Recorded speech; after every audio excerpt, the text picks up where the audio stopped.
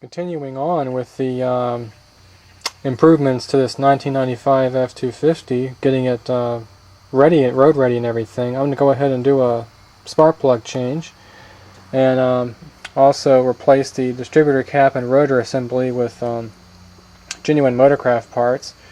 And that pretty much constitutes a tune-up on these electronic fuel-injected engines. There's not much to do on these, and even less to do on modern engines that don't have distributors or ignition wires. They have coil-on plug ignition. So to get started, I'm just going to do one plug as an example. All the other 7 plugs are going to be done exactly the same way.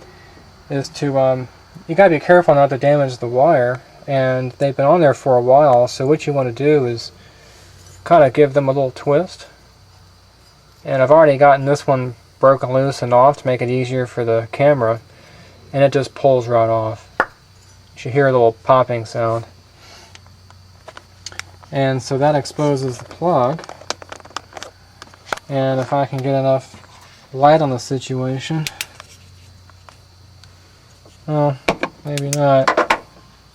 Try to zoom in here with this big camera, but that looks like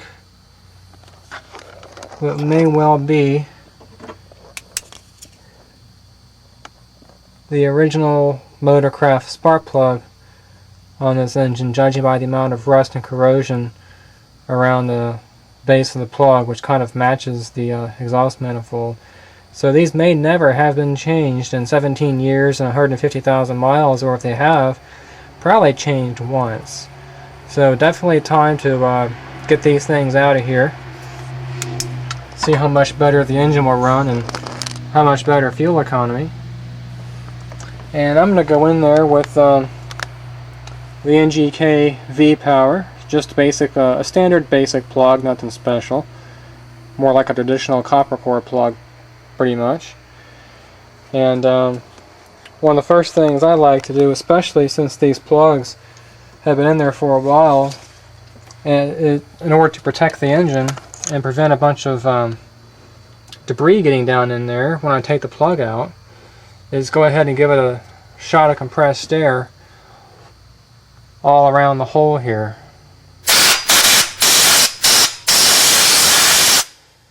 Just kind of like that on each one, and that'll knock loose any kind of sand and dirt and all that kind of stuff and prevent that from falling inside the cylinder and scoring the cylinder wall.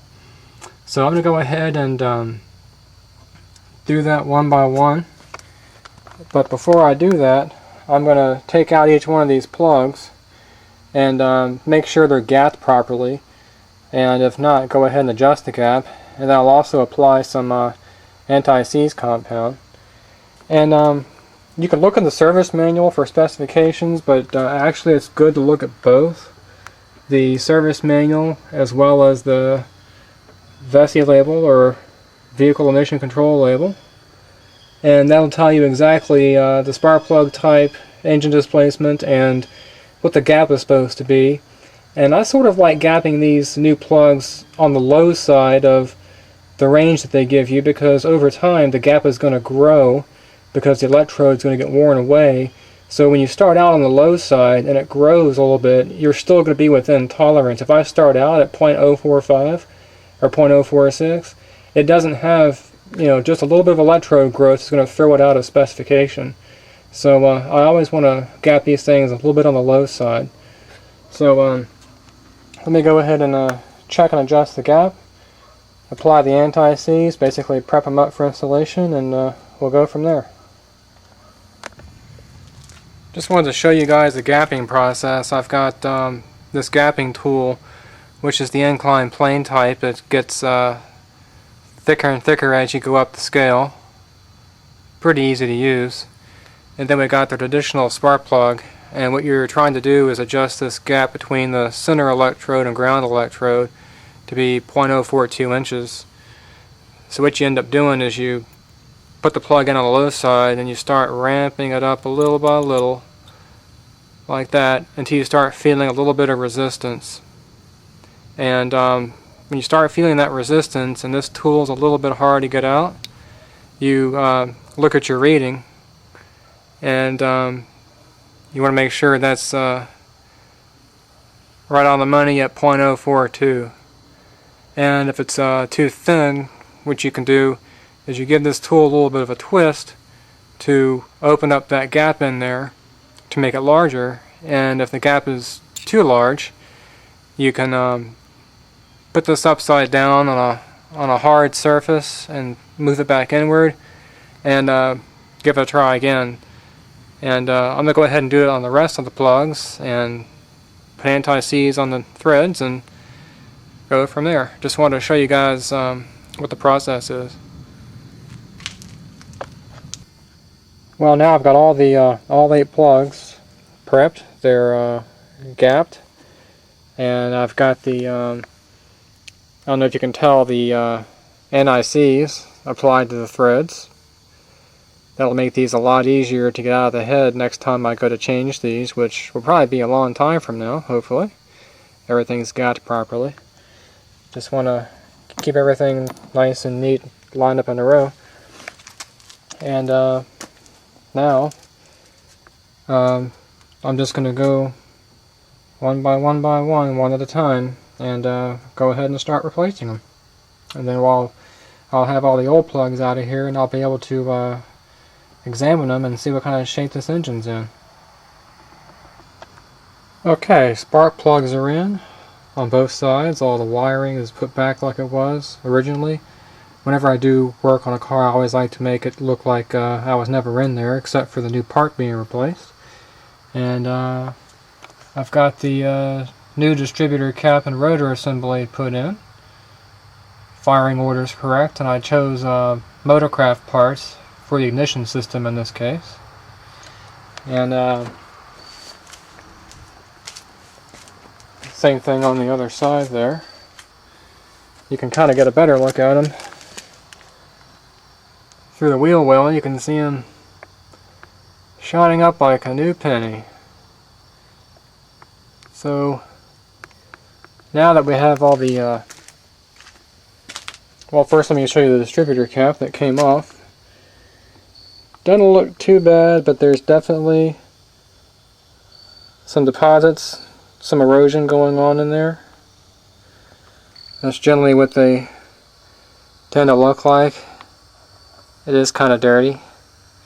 And then the same thing with the rotor. It was looking pretty worn.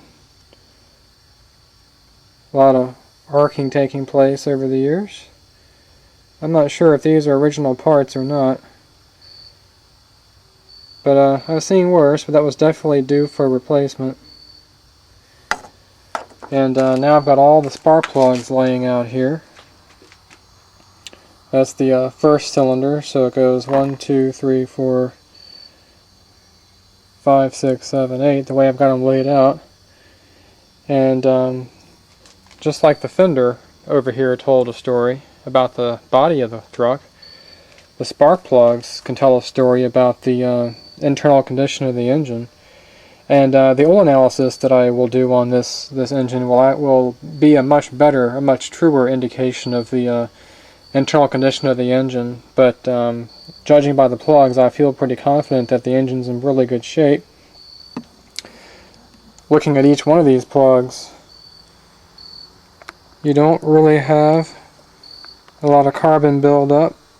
You don't have any wet appearance like you would if you were burning oil. Not on any one of these plugs. They look very normal. You've got normal combustion. Insulators aren't blistered. The thing is that these plugs, more than likely, are the original plugs that came with the car back in 1995, 17 years old, judging by the amount of corrosion on here and discoloring of the insulator. And that's pretty incredible that the engine ran as good as it did, actually. And one other check of the plugs that I like to do is check the gap on the old plug. So we'll go ahead and put our tool in here and walk it on up that inclined plane till we start feeling some resistance right about here. And it's running 0.061, 0.062, something like that. Way out of specification.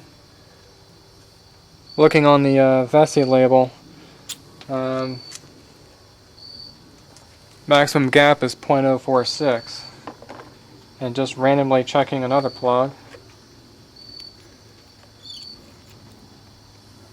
This one's a little worse. That's 0.066, way out of tolerance. So having to make the spark jump a gap that large really makes it difficult on the ignition coil, which tends to lead to misfires.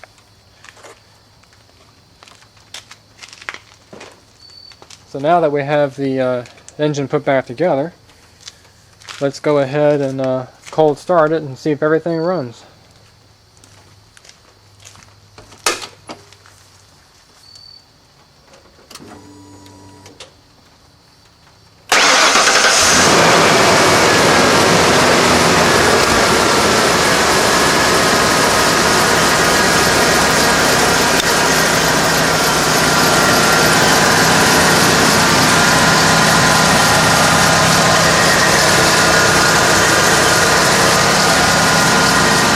Running very smooth, started right up. It actually started a little bit easier. That's what I would expect with the plug gap back in the specification. I've got the new breather element installed for the PCV system. So that's working properly now, and I made sure that I'm drawing good strong vacuum through here. So I know that the PCV valve is working fine. So this is a good basic tune-up. The other thing that I might do when it quits raining, it's starting to rain right now, is I'll check what they call the basic timing on the car. Make sure that the timing chain hasn't really stretched too much. That'll affect the timing. Probably do that maybe in a couple of weeks or so, but so far this thing's running great, and I've got a little more confidence now that the engine is in pretty good condition. Despite the overall neglect of the vehicle, as well as the inoperative PCV system. So now I got a complete spark plug change.